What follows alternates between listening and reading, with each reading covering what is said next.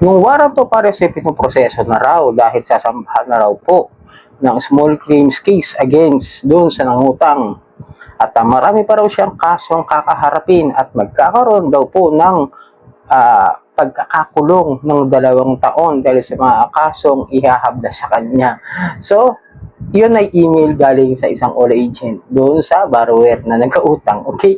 Pero bago lahat, ay maglalambing ako sa inyo bago natin simulan tatalakayin ay pakisuportahan po aking mga social media account at Facebook, TikTok at ang aking YouTube channel.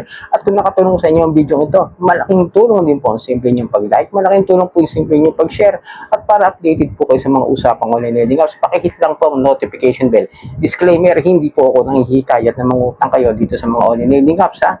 Ako po ay nagbibigay lamang po ng payo, gabay at patnubay kung paano nyo haharapin ang mga suliranin na ginagawang paglabag sa abusive, unfair debt collection practices ng mga online apps.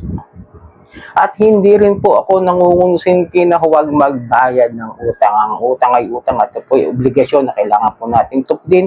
At hindi po ako abogado, ako po ay simpleng mamamayan kagaya ninyo. Nagre-report lang din po ng mga abusive and unfair debt collection practices sa mga ahensya ng gobyerno maaari nyo lapitan sa pagkakaroon sa mga abusive and unfair debt collection practices ng mga online apps. So, okay, ito po yung sabi.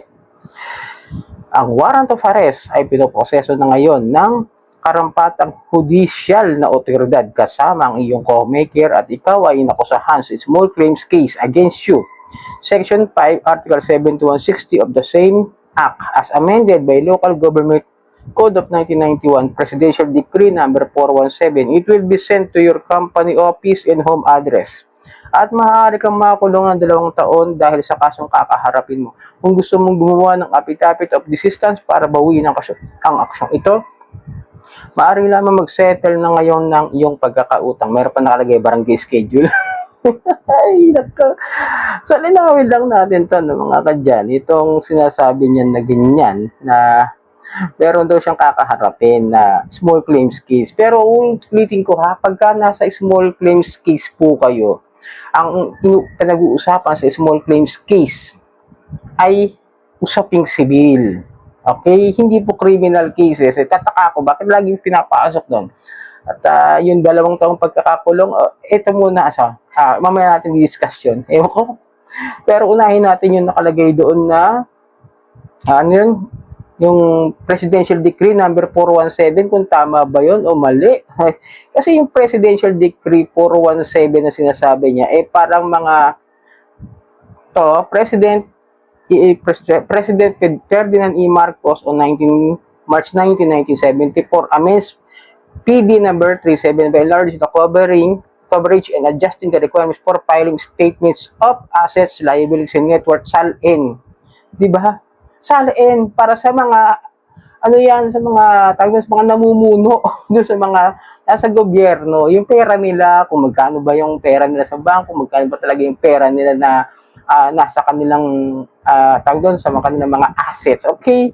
Nagtataka ako bakit gano'n. Pinasok nila yung 417 doon sa Republic Act number 7160. Ngayong commonly known sa Local Government Code of 1991. Okay ha?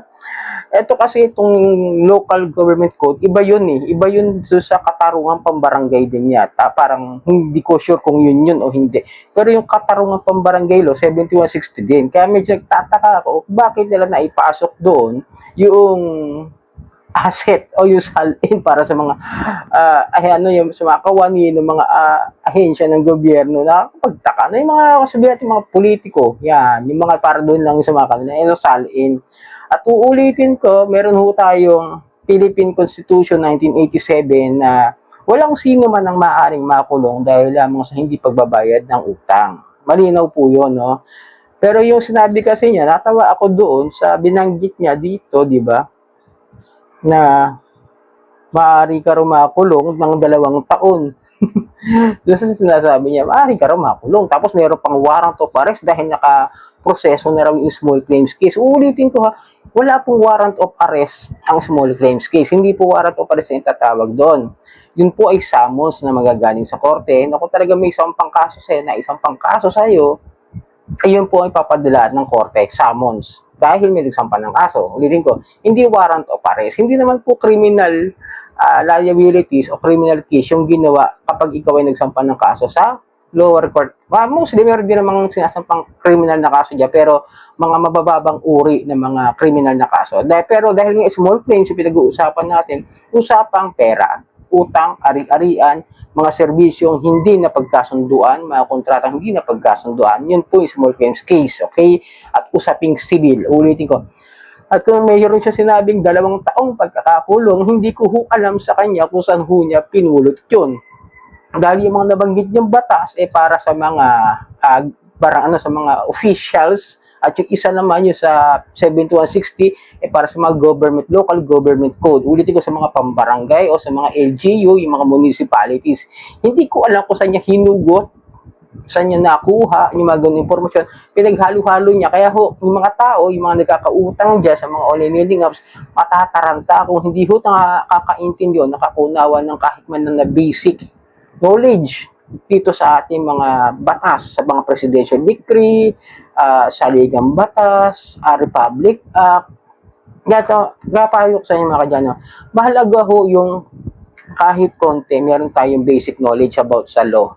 Kasi nga may kasabihan dyan, meron dyan tinatawag na innocent in the law, excuses no one. Sabihin, walang mangmang sa pagpapatupad ng batas. Kung ikaw mangmang, sabihin mo wala kang alam, diba? Kunwari ikaw, tumawid ka sa pedestrian lane na bawal, sabihin mo, ay tumawid ako rito at hinuli ka ngayon ng enforcer. Sir, bawal ho tumawid dyan, may nakasulat na. Hindi ho ako marunong magbasa. Hindi ho yun excuse para hindi natin dapat alamin yung karapatan. Kaya nga maging mag-ingat, maging matalino, maging mapanuri. Huwag ho tayong basta-basta maniniwala. Ngayon, kung gusto niyo mas mapatunayan kung totoo ba yung mga pinapadala sa inyong email na ganyan, na makukulong daw kayo, dahil sa sampang kasong ganito, mas mabuting lumapit po kayo sa mga totoong abogado. Ako kasi, in my research po ito, in my point of view, at yung mga nalalaman ko rin sa mga abogado, sa mga ahensya ng gobyerno na pinupuntahan natin, like the PNP, the PAOK, diba? Yung mga ganoon, mga lugar, kasi may mga investigador dyan, may mga abogado po dyan, may mga pulis po dyan na pwede natin pagtanong kung totoo ba yung mga ganyang klase ng mga email na pinapadala sa inyo, kung kayo ba makukulong, may mangyayari ba talaga sa inyo. Marami na ho akong ginawang videos na sa totoo lang halos isa na akong frustrated attorney.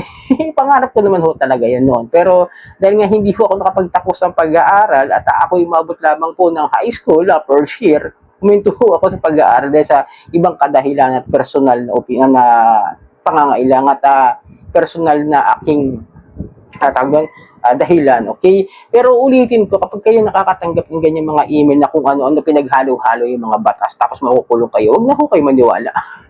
Pwede ho kayo lumapit sa pinakamalapit na presinto nyo para sa mga kapulisan. Sir, totoo ba to? O kaya sa PAW, attorney, totoo ba to? Ganon. Ganon lang po kasimple. Kung gusto nyo may matutunan, mag-aral, lumapit sa mga talagang abogado, sa mga pulis. Ito po kasi ay in my research at point of view po ito. Ibibigyan ko lang kayo ng libreng kumbaga parang payo in my experience, okay? Ako nakaranas din po kasi mga ganyang klase ng mga messages at emails Kaya sinishare ko sa inyo kung paano nyo haharapin yan. So, sana nakatulong aking video. Maraming po salamat sa ulitin.